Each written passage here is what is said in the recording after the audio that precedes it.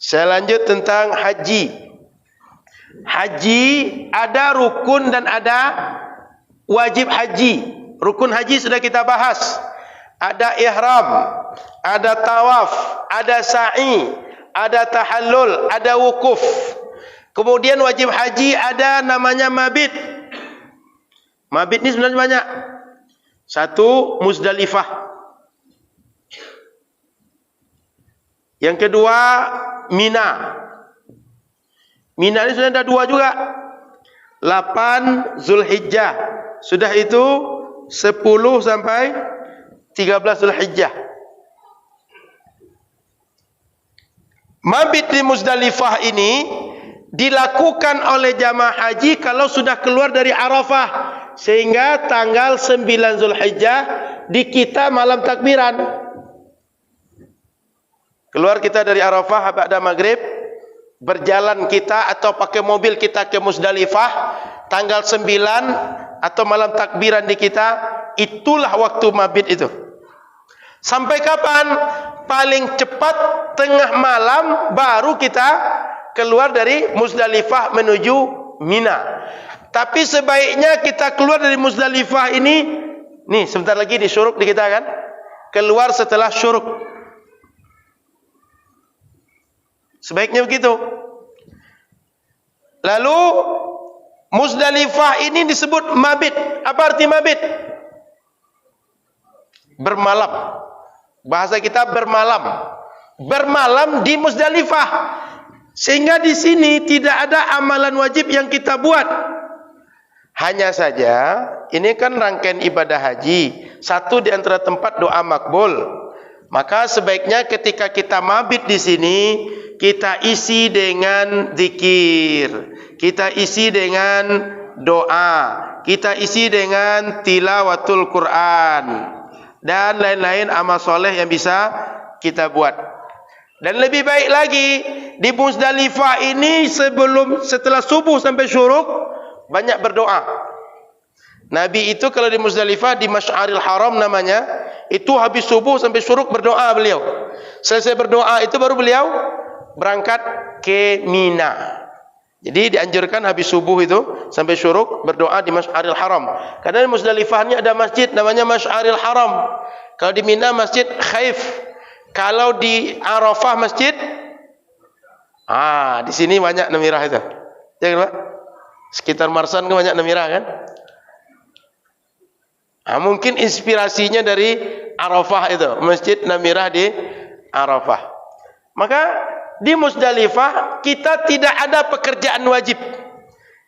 Yang kita lakukan mesti berada di sana di malam hari. Sudah itu sebaiknya diisi dengan zikir, dengan doa, dengan baca Quran dan yang baik-baik lainnya. Sudah itu yang sebaiknya kita buat di Muzdalifah ini, mengumpulkan kerikil atau batu kecil. Untuk apa? Kita lontar di Jumrah Aqabah Wusta Ula yang ada di Mina selama kita mabit di Mina. Maka Bapak Ibu rahmati Allah Subhanahu wa taala, ketika sampai di Muzdalifah itu tenang saja, enggak usah buru-buru. Enggak ada yang memburu kita.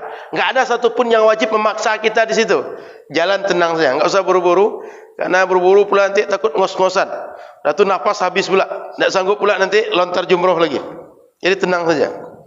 Sudah itu di Muzdalifah ini dianjurkan salat maghrib dan isya di jamak takhir. Kan kita keluar maghrib tadi dari wukuf di Arafah. Berangkat kita ke Muzdalifah, maghrib dan isya dianjurkan dikerjakan jamak takhir di Muzdalifah. Cuma kalau musim dingin, Muzdalifah ini dia terbuka pakaian ihram lagi. Terbayang? Musim dingin, malam pakaian ihram, mesti berwuduk maghrib dan isya. Coba bayangkan maghrib berwuduk sendiri, isya wuduk sendiri. Lebih berat, tapi syariat kasih jamak ringan. Saya ketika haji 2004 itu, 2004 berangkat, 2005 baru wukuf di pertengahan bulan Januari. Januari itu puncaknya musim dingin kalau di Arab. Oh, itu menggigil. Jangankan kena air, hanya kena angin saja itu menggigil kita. Karena puncak musim dingin. Sekarang bulan apa kita? April ya. April. Kalau di sana mulai agak musimnya agak enak, agak-agak seperti Payakumbuh, seperti Bukit Tinggi, Padang Panjang, agak sejuk karena dia sedang Rabi', sedang musim semi bahasa orang baratnya. Agak enak. Tapi kalau Januari, Desember dingin sekali. Maka kalau kami di Mesir kalau sudah Januari, Desember itu, ini rata-rata apa kapalan, apa istilahnya? Yang pecah-pecah, Pak. Kenapa? Karena hilang daya elastis saking dinginnya. Sebab suhu rata-rata antara 5 sampai 15 derajat kalau Desember Januari itu. Di Arab juga begitu. Maka salat dijamak takhir maghrib dan isya. Sudah tu Bapak Ibu rahmat Allah Subhanahu wa taala, di haji itu biasanya zikir yang banyak kita buat talbiyah. Labbaik Allahumma labbaik, labbaik la syarika lak labbaik. Perbanyak talbiyah aja di sini. Sampai besok kita melontar di Jumrah Aqabah. Ini tentang Muzdalifah. Silakan Bapak Ibu kita lanjut tanya jawab. Kalau Anda bertanya. Di Muzdalifah perjalanan kita. Kemarin di Arafah, sekarang di Muzdalifah. Silakan kalau Anda bertanya.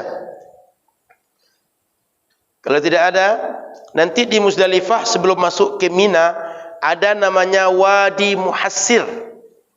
Wadi Muhassir itu tempat ketika Abrahah dihancurkan Allah. Pasukan Abrahah itu mendekat ke Ka'bah, itu belum berhasil. Sampai antara ujung Muzdalifah dengan Mina, itu dihancurkan Allah. Ketika dihancurkan itu tempatnya namanya Wadi Muhassir. Nah kita kalau lewat di sana dianjurkan jalannya agak cepat.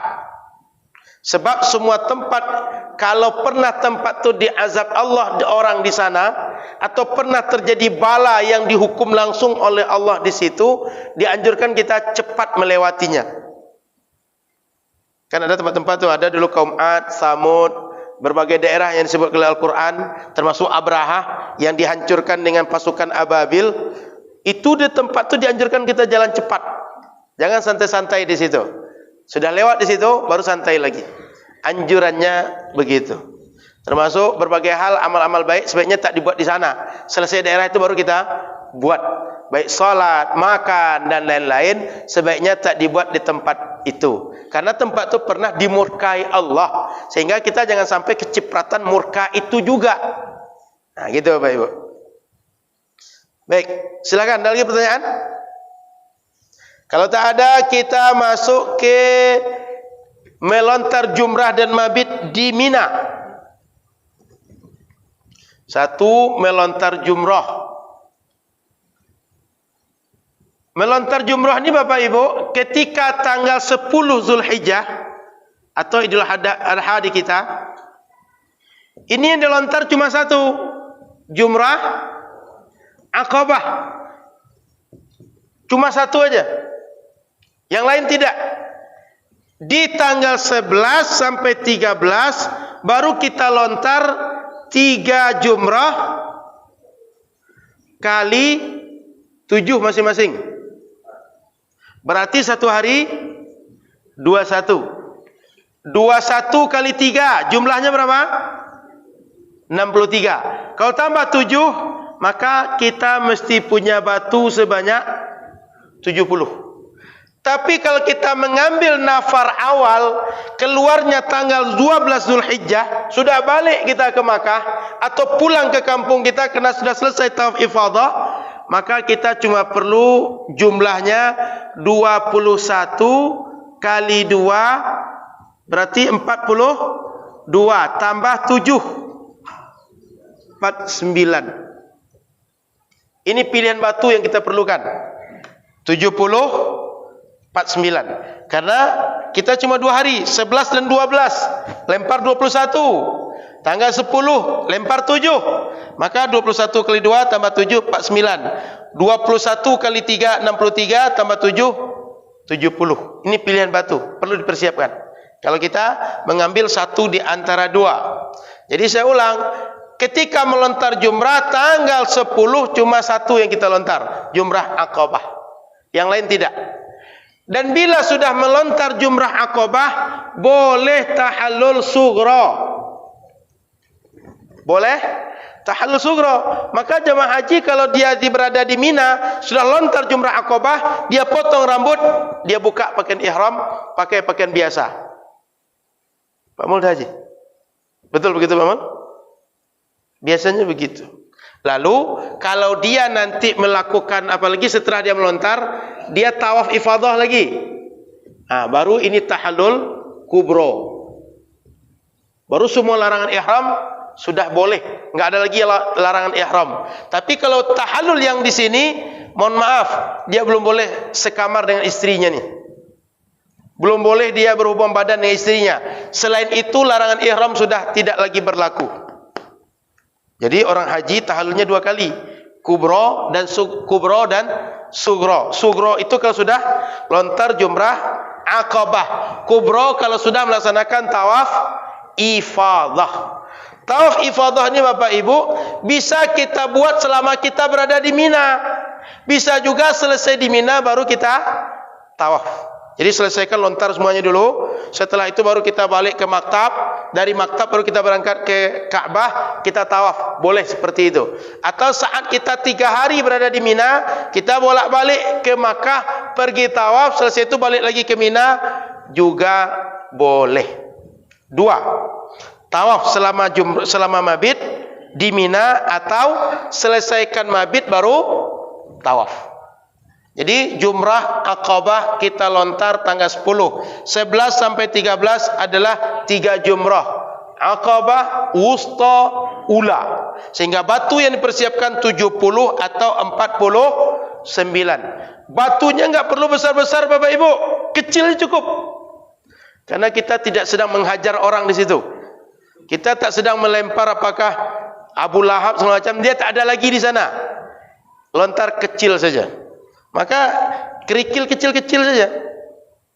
Dan kerikil itu tak perlu juga dimandikan sebelum kita lontarkan. Kan kadang ada jemaah kita dimandikannya kan? Dimandikannya, dibersihkan dulu baru dilontar. Enggak. Nanti kata setan kan, hebat betul batunya. Untuk lontar saja dimandikan kata dia.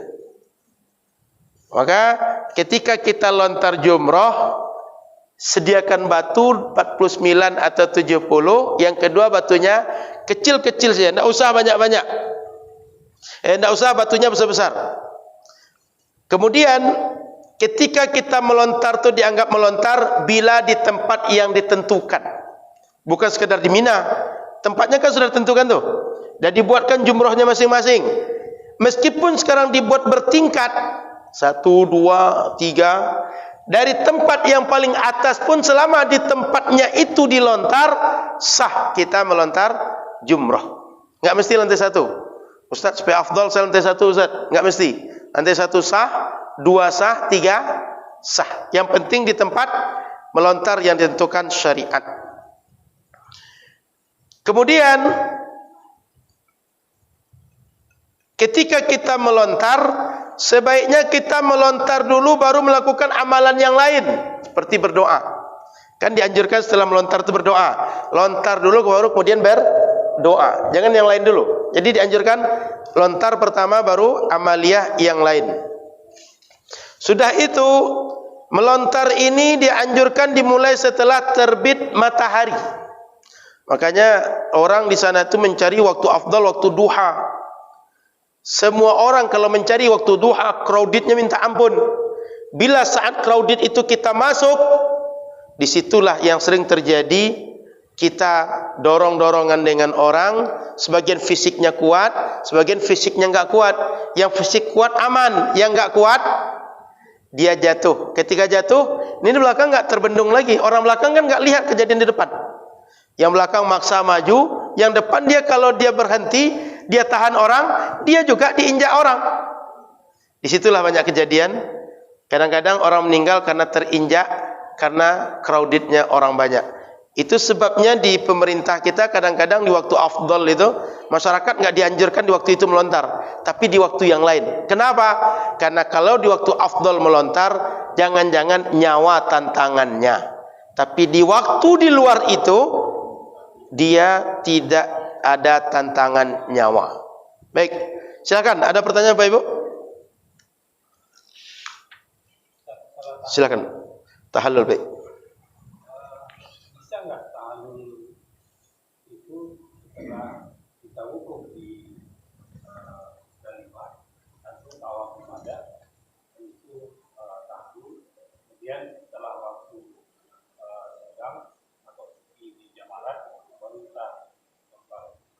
Artinya kita dari Muzdalifah langsung tembak tawaf. Setelah tawaf baru kita balik ke Mina. Itu boleh, Pak? Jadi Muzdalifah langsung tawaf, atau kita lontar dulu sehingga tahallul di Mina baru kita tawaf. Itu keduanya boleh. Paham ya? Bentuknya Muzdalifah mabit lalu langsung tawaf. Yang kedua Mina lontar jumroh, tahallul baru tawaf. Keduanya boleh. Yang mana satu? Cuma kemungkinan kalau jamaah yang banyak agak repot, Pak. Pertama dia jarak, yang kedua kendaraan tak ada. Karena di musim haji itu kendaraan dibatasi masuk area yang bisa memobilisasi jamaah. Cuma secara hukum boleh dibuat seperti itu. Ya. Baik, ada lagi? Silakan. Ada lagi pertanyaan Bapak Ibu mengenai lontar, mengenai kegiatan di Mina? Kalau tak ada saya tambah, ketika kita melontar itu enggak kuat kita. Mungkin faktor uzur, faktor sakit, atau faktor drop di saat mau melontar, enggak ada lagi waktu yang lain. Kalau kita tunggu waktu yang lain juga enggak akan sehat. Boleh diwakilkan. Jadi melontar itu boleh diwakilkan. Maka kadang kita wakilkan ke kawan kita atau minta orang lain untuk mewakilkan kita. Boleh melontar jumroh untuk istinabah, diwakilkan ke orang lain. Makanya Bapak Ibu kadang-kadang kita dengar ada orang, tolong jangan lemparkan untuk saya, wakilkan saya. Itu boleh. Maka orang yang melontar ketika dia melontar meniatkan untuk orang yang digantikannya. Yang untuk dia enggak perlu niat lagi. Untuk orang lain dia perlu niatkan bahwa dia melontar menggantikan fulan atau fulanah yang sedang istirahat. Baik, kalau tidak ada, selama berada di Mina itu dianjurkan Bapak Ibu perbanyak zikir dan talbiyah. Sebab perbuatan kita enggak ada yang wajib di situ. Kalau solat, enggak pun di Mina kita wajib solat. Artinya solat itu ada di Mina atau tidak kita wajib solat. Selama waktu solat mesti kita solat. Tapi di luar waktu solat, zikir, talbiyah, baca Quran, sebaiknya kita isi waktu dengan itu. Karena tidak ada yang wajib.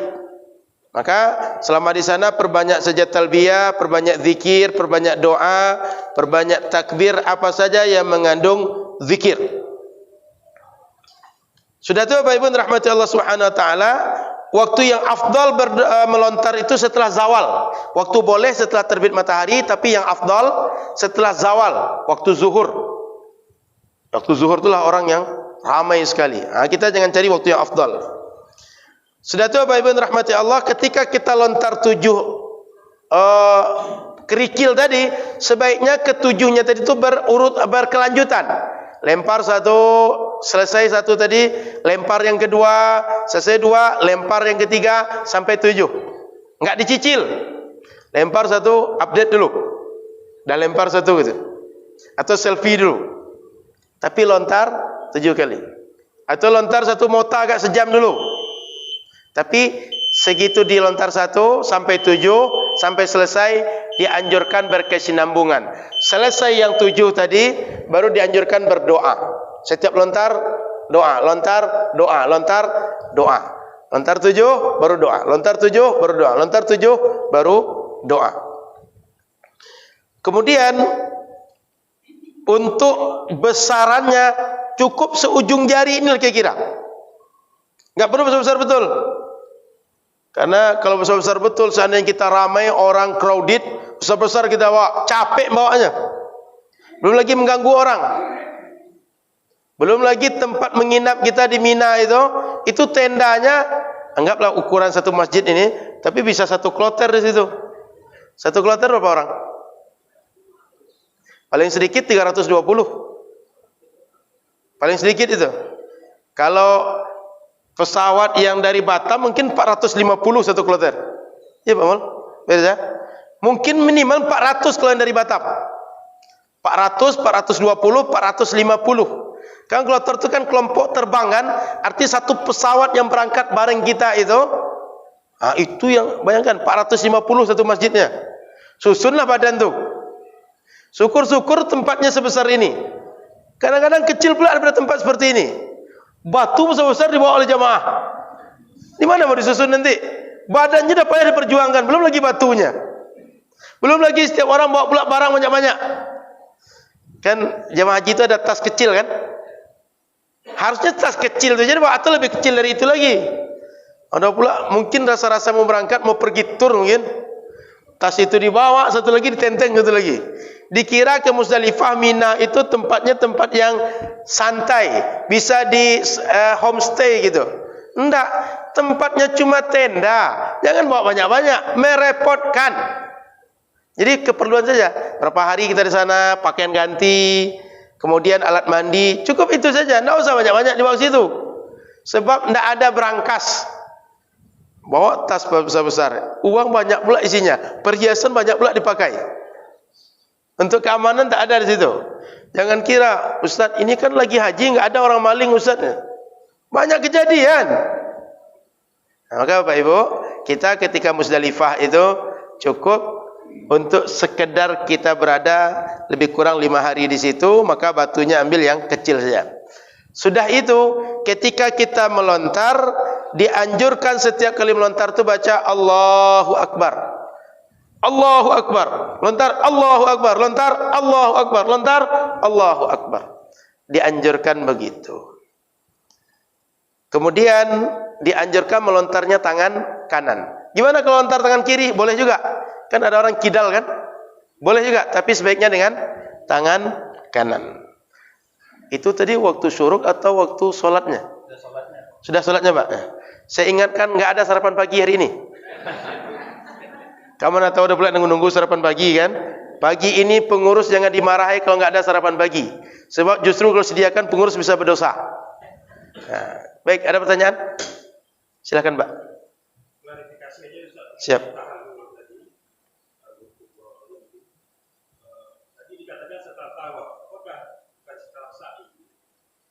Baik, jadi tawaf sa'i itu maksudnya kan setelah tawaf sa'i baru tahallul Pak. Gitu. Karena kita setelah tawaf enggak ada yang tahallul Pak. Selalu tawaf, sa'i, kemudian tahallul. Itu maksudnya. Ya, sepaket. Ada lagi? Saya kira cukup karena waktu sholat sudah masuk. Saya kembali mengingatkan Bapak Ibu sejak maghrib kemarin sampai nanti maghrib terakhir Ramadan, waktu Bapak Ibu istimewa, isilah untuk perbuatan yang sifatnya bisa mendatangkan amal saleh. Apa saja itu?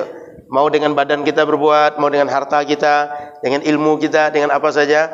Sehingga kalau main media sosial pun usahakan yang baik-baik saja. Main media nyata, dunia offline ini yang baik-baik dibuat. Kenapa? Waktu istimewa. Waktunya adalah pahala berlebih dibanding di waktu yang lain. Itu saja. Terima kasih. Mohon maaf salah dan kurang.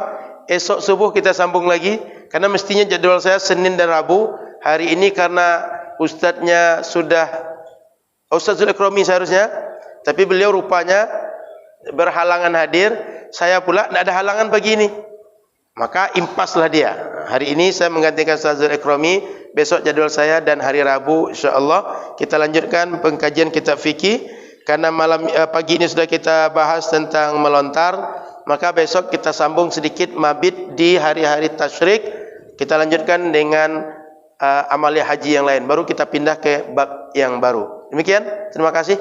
Mohon maaf salah dan kurang. Subhanakallahumma bihamdika asyhadu an la ilaha illa anta astaghfiruka wa atubu ilaika. Assalamualaikum warahmatullahi wabarakatuh.